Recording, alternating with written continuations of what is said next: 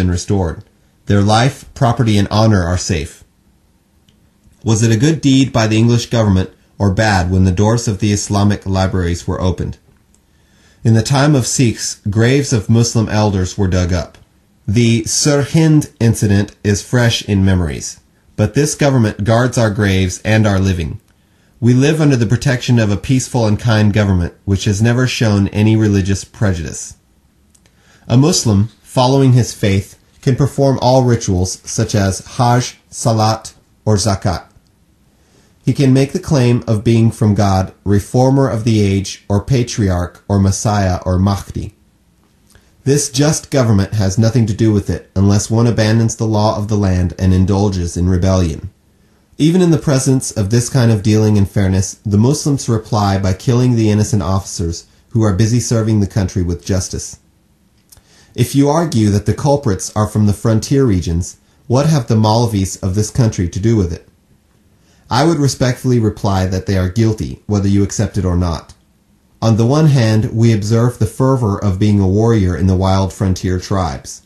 But on the other hand, we do not sense a true sympathy and sensitivity for the English government and its officers among the Maulvis of this country. If they are truly well-wishers of this government, why don't they prepare an edict and circulate it in the frontier regions? This would break the myth of the ignorant that they are warriors and will get paradise upon death. I cannot understand that the Maulvis and their followers have such lofty claims of obedience, and yet they are unable to demonstrate any good deeds. This is not progress. There are other Maulvis of whom we are more critical. May God cleanse their hearts. In short, there is great indiscretion among the Muslims for the rights of the creation. If this is what happens to a benevolent king, what can we expect for others?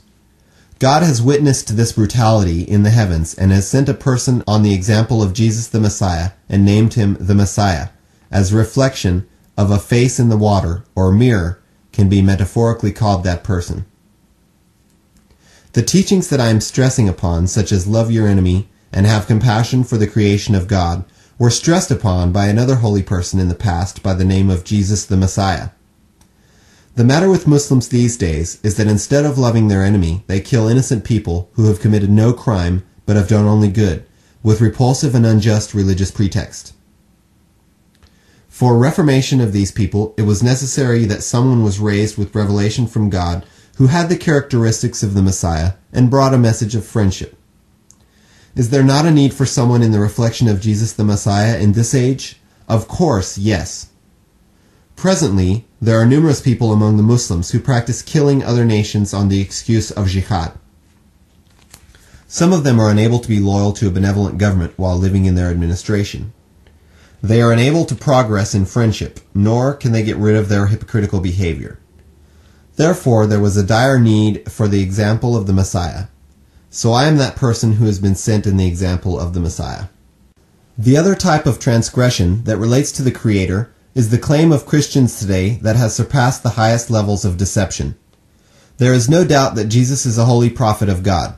Without doubt he was beloved of God, holy, light of this world, guidance and honorable before God, and is close to his throne. Millions of men love him and follow his teachings and act upon his guidance. They will be delivered from fire. But it is a serious mistake and apostasy to make him into God. God's beloved are very close to him and have a special relationship. Because of this relationship, if they sometimes call themselves Son of God or claim that God speaks from within them, these are true claims from one standpoint and they have to be explained. It is a time-honored tradition among the knowledgeable to use such terms for those who negate themselves and become one with God and then emerge in a new light. Sometimes it is said that it is not him but God has appeared within him. But it does not mean that the person has now become Almighty God the Creator. On this delicate point many people are led astray. This is also the reason why thousands of holy men and pious people were worshipped as God. Laymen cannot understand the matters of transcendent. They distort the real and mix metaphor with reality and go astray.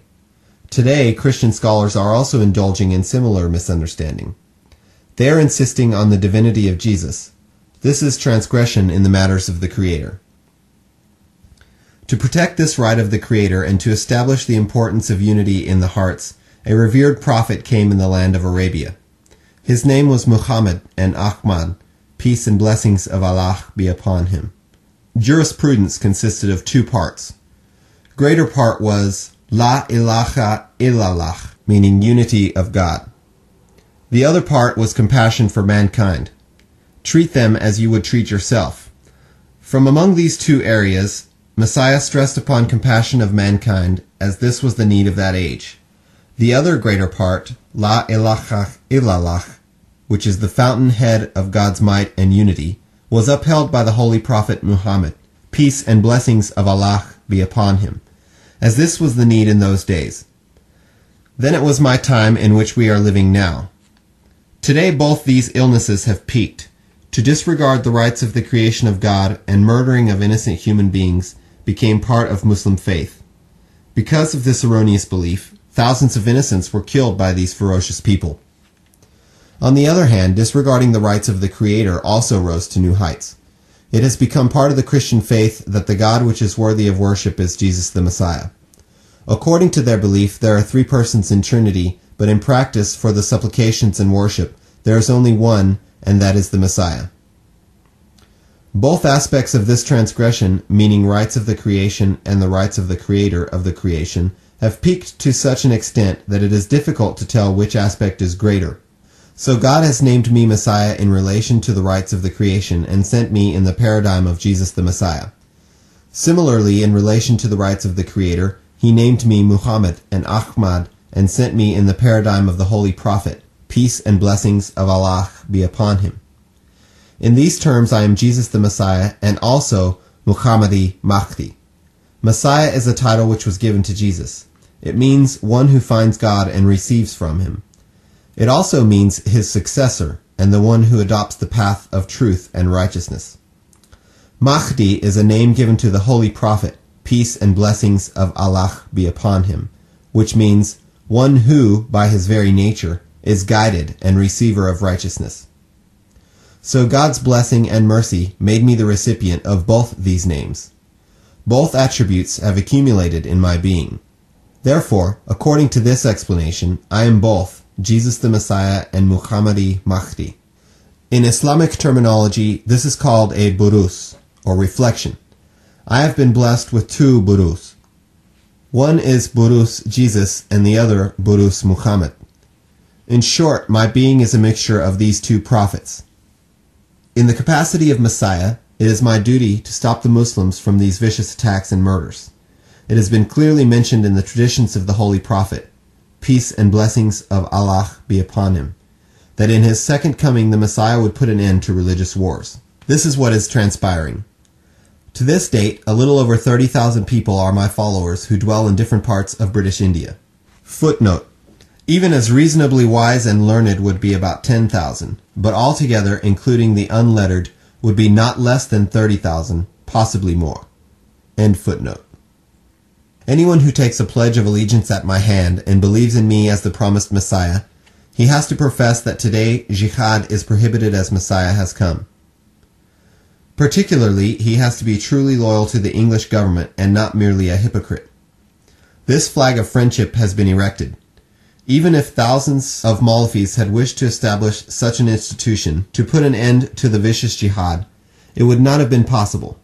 I am certain that, God willing, this blessed and peaceful organization that is getting rid of ideas of jihad will increase to hundreds of thousands. Followers of vicious jihad would change their minds. In the capacity of Muhammadi Mahdi, my mission is to establish the unity of God in this world, once again with the help of divine signs. Our master HADHRAT Muhammad, peace and blessings of Allah be upon him, also established the divine preeminence, might and glory in the heart of idolaters of Arabia, with the help of heavenly signs. Similarly, I have been helped by the Holy Spirit. The God that appeared to all prophets. He appeared to Moses at Tur and to Jesus at Mount Seir, and shined forth on the Holy Prophet, peace and blessings of Allah be upon him, at Mount Paran. The same holy and mighty God descended upon me. He communicated with me and enlightened me that he is the blessed being for the worship of whom all prophets were sent. I alone am the creator and possessor, and there is none like me. I have no beginning,